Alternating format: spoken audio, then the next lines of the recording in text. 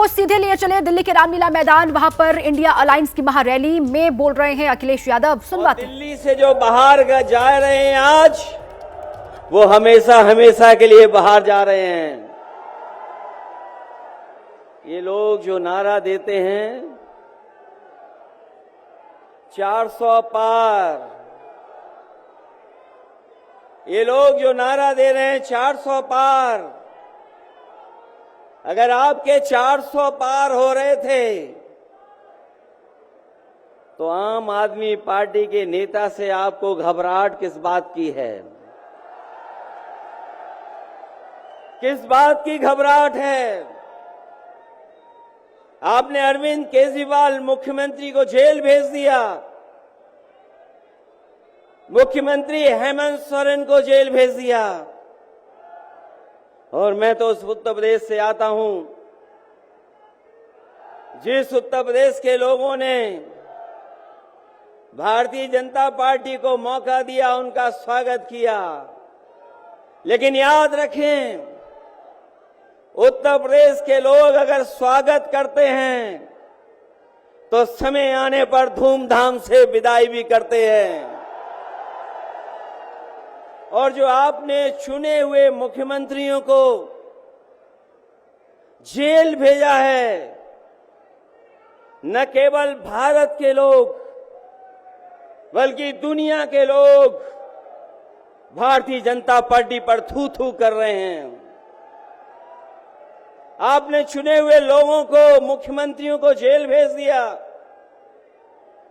जिस लोकतंत्र में और जिस लोकतंत्र के लिए दुनिया में भारत का सम्मान होता था, आज वही दुनिया में भारत की अगर सबसे ज्यादा थू थू किसी ने कराई है तो वो भारतीय जनता पार्टी के लोग हैं। भारतीय जनता पार्टी कहती है कि वो दुनिया में सबसे बड़ी पार्टी है, लेकिन इनके 10 साल का कार्यकाल आप देखोगे तो ये ब्रह्मांड की सबसे झूठी पार्टी है। केवल दुनिया की नहीं, ब्रह्मांड की सबसे झूठी पार्टी है। और जो लोग ईडी, सीबीआई, इनकम टैक्स को आगे कर रहे हों, उन्हें सत्ता में रहने के लिए, सत्ता को बचाने के लिए अगर इन संस्थाओं को आगे कर रहे हैं तो ये 400 पार नहीं, 400 हारने जा रहे हैं। और जो देश के हालात हैं, किसी कोने से देख लीजिए आप, जो देश के हालात हैं वो भारतीय जनता पार्टी के साथ नहीं हैं।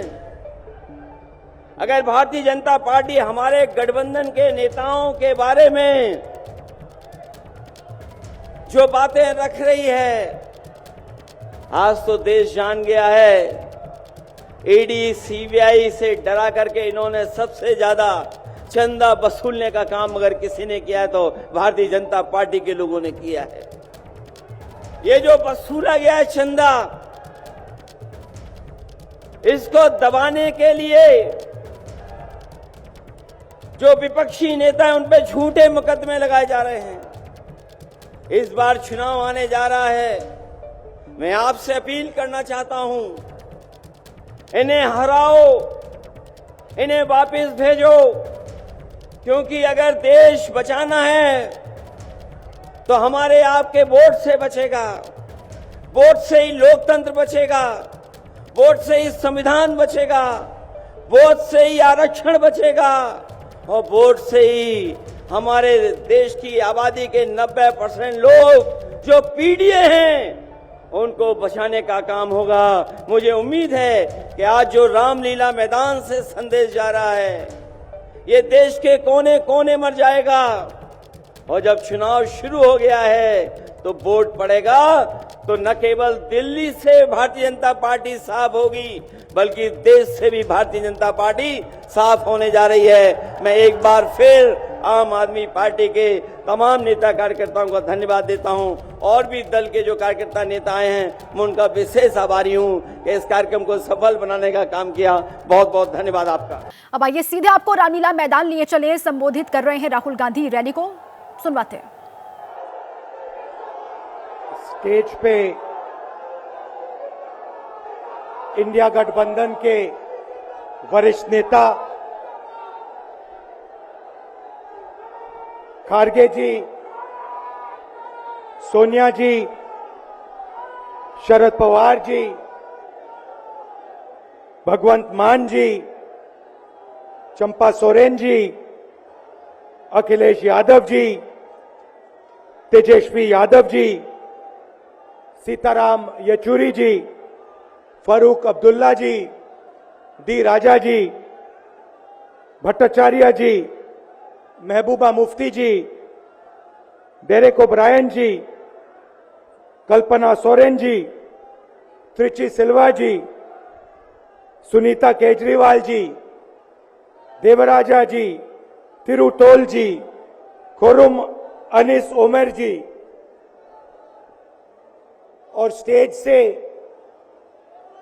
मैं केजरीवाल जी और सोरेन जी का भी नाम लेना चाहता हूं क्योंकि वो आज यहां है नहीं, मगर दिल में हम सब एक साथ खड़े हैं।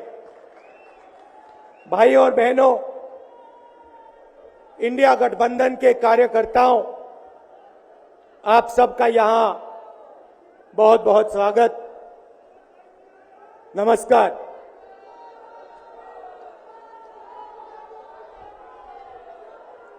आजकल आईपीएल के मैच चल रहे हैं, देखते हो आप लोग। मैच फिक्सिंग शब्द सुना है आपने? सुना है? जब बेईमानी से एम्पायर पर दबाव डालकर प्लेयर को खरीदकर कैप्टन को डराकर मैच जीता जाता है। क्रिकेट में उसको मैच फिक्सिंग कहा जाता है। हमारे सामने लोकसभा का चुनाव है। अंपायर किसने चुने? नरेंद्र मोदी ने। हमारी टीम में से मैच शुरू होने से पहले 2 खिलाड़ियों को अरेस्ट करके अंदर कर दिया। तो भाइयों और बहनों,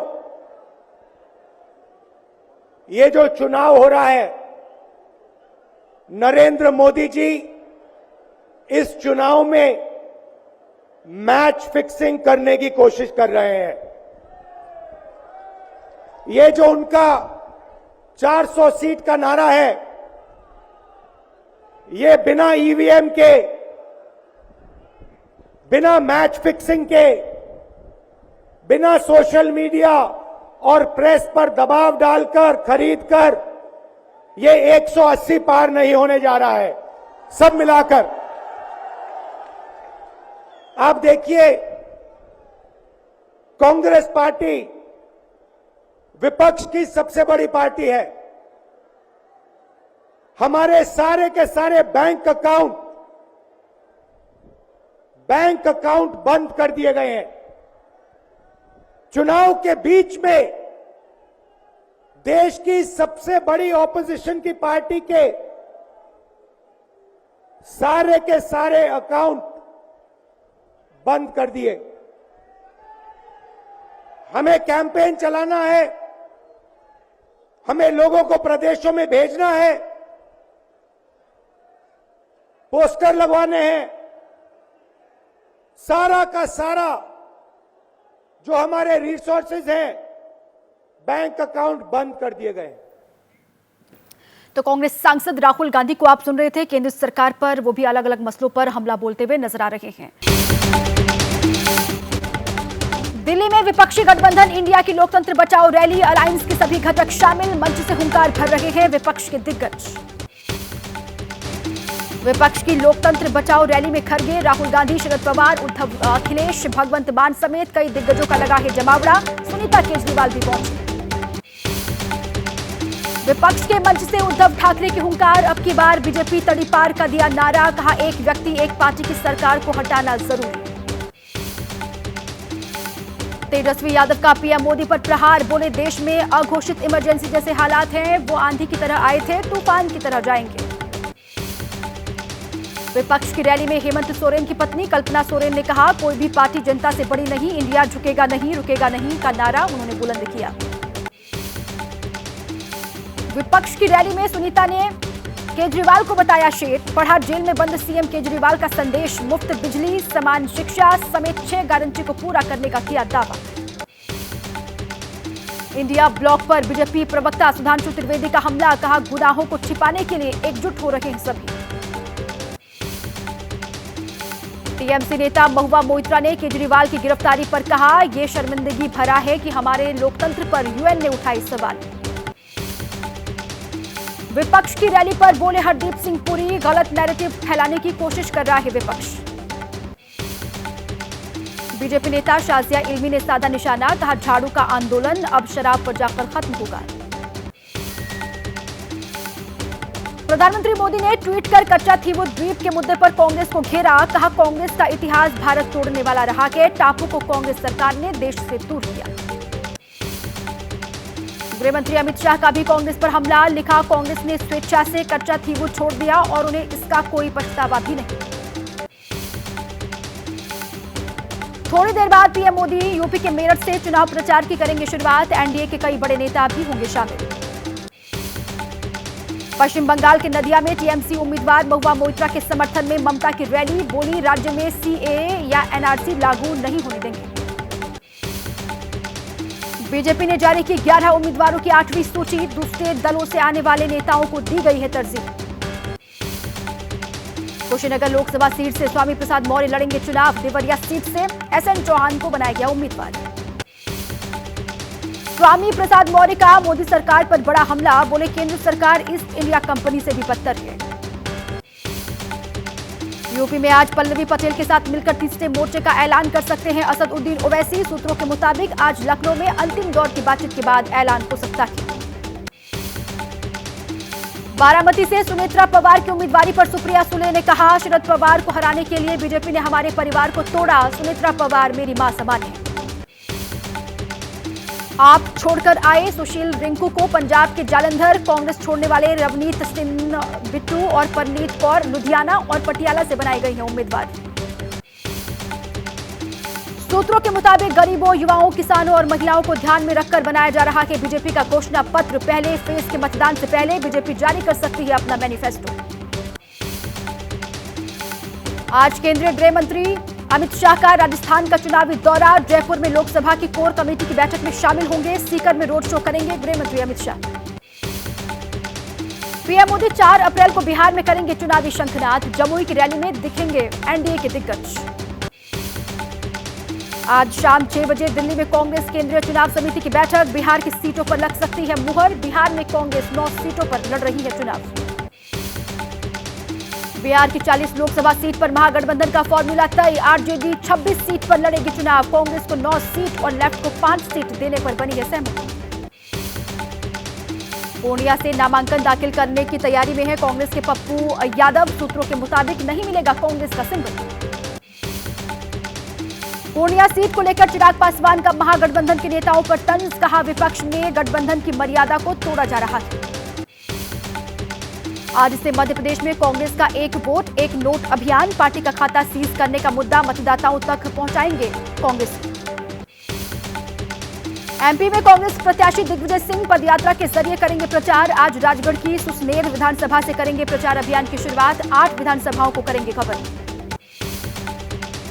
गढ़वाल सीट से बीजेपी उम्मीदवार अनिल बलूनी ने प्रचार में झोंकी पूरी ताकत, पौड़ी गढ़वाल में समर्थकों के साथ भव्य रोड शो किया। राजस्थान के झुंझुनू से कांग्रेस प्रत्याशी विजेंद्र ओला का बयान, बोले मैं नहीं चाहता था चुनाव लड़ना, लेकिन पार्टी संकट में है इसलिए चुनाव लड़ रहा हूं। गाजीपुर में स्वामी प्रसाद मौर्य ने मुख्तार अंसारी के परिवार वालों से मुलाकात की, निधन पर शोक व्यक्त किया। राष्ट्रपति द्रौपदी मुर्मू ने घर जाकर एल के आडवाणी को किया भारत रत्न से सम्मानित, पीएम मोदी भी रहे मौजूद। एनबीए अवार्ड्स में दिखा एबीपी न्यूज का कमाल, अविनाश पांडे को CEO of the year award मिला। एबीपी न्यूज को ऊंचाइयों पर ले जाने का मिला श्रेय। एनबीए अवार्ड्स में एबीपी न्यूज की धूम, एबीपी न्यूज को मिला चैनल ऑफ द ईयर का अवार्ड। एबीपी नेटवर्क ने कुल 50 एनबीए अवार्ड हासिल किए। एनबीए अवार्ड में जगविंदर पटियाल का फिर दिखा करिश्मा, जगविंदर पटियाल को बेस्ट एंकर का अवार्ड मिला है। बेस्ट प्राइम टाइम शो के लिए जाने जाते हैं जगविंदर पटियाल। आज जारी हो सकता है बिहार बोर्ड 10वीं, जारी हो गया है 10वीं परीक्षा का रिजल्ट। बिहार के 16 लाख से अधिक छात्र छात्राओं ने दी है परीक्षा। बिहार के आरा में मजदूरों से भरी पिकअप अनियंत्रित होकर के पलटने से 4 मजदूरों की जान गई है, कई मजदूर गंभीर रूप से घायल। भोपाल में स्वास्थ्य राज्य मंत्री नरेंद्र शिवाजी पटेल के बेटे पर दंपति से मारपीट करने का आरोप लगा है। सीसीटीवी में कैद हुई हैं तस्वीरें, 4 पुलिसकर्मी सस्पेंड। मध्य प्रदेश के सागर में धार्मिक गाना बजाने पर बवाल हो गया, पथराव और मारपीट से इलाके में तनाव है। उपद्रवियों पर पुलिस ने आंसू गैस के गोले दागे।